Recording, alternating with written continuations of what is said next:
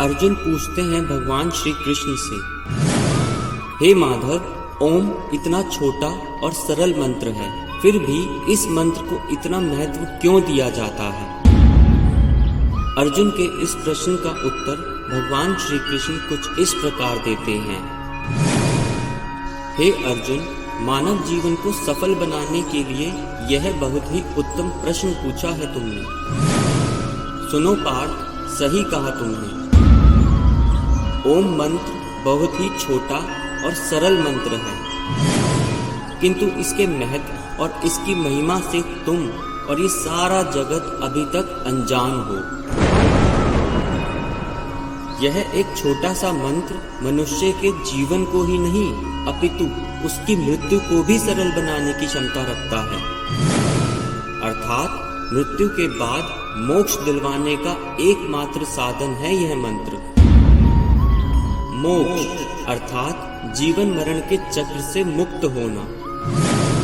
मृत्यु के समय मनुष्य को बड़ा कष्ट उठाना पड़ता है, चाहे उसकी मृत्यु प्राकृतिक हो या अप्राकृतिक, किंतु ये कष्ट तो केवल कुछ क्षण भर का होता है।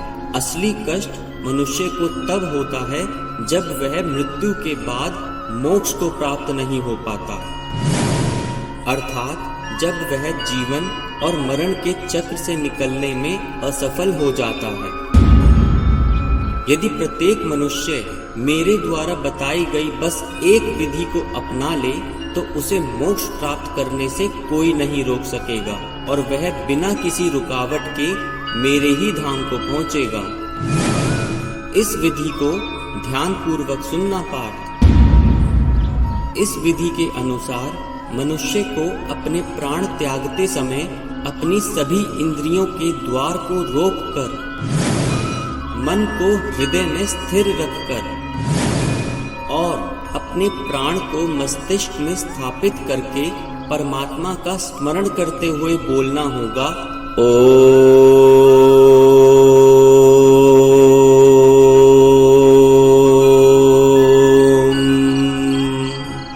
जब इस प्रकार वह ओम मंत्र का उच्चारण करेगा तो उसके जीवन भर के पाप नष्ट हो जाएंगे और उसे मोक्ष की प्राप्ति हो जाएगी। ऐसा इसलिए क्योंकि ओम केवल कोई साधारण शब्द या मंत्र नहीं है, अपितु यह सभी मंत्रों का शिरोमणि मंत्र है। ओम मंत्र की महिमा अनंत है। आध्यात्मिक साधना की सफलता का केंद्र बिंदु है यह मंत्र। सिद्धि प्राप्ति का सूत्र भी ओम मंत्र ही है।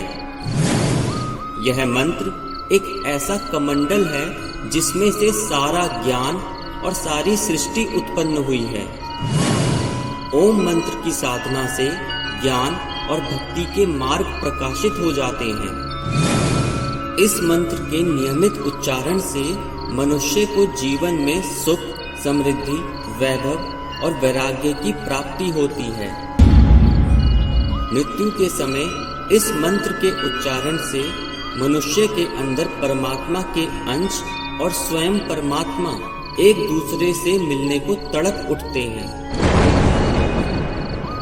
और इसी कारण मनुष्य के सारे पाप नष्ट हो जाते हैं और वह सद्गति को प्राप्त होता है।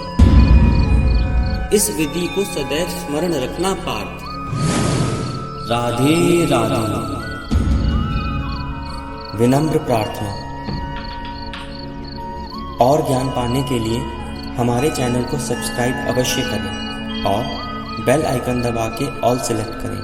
आपका आभार।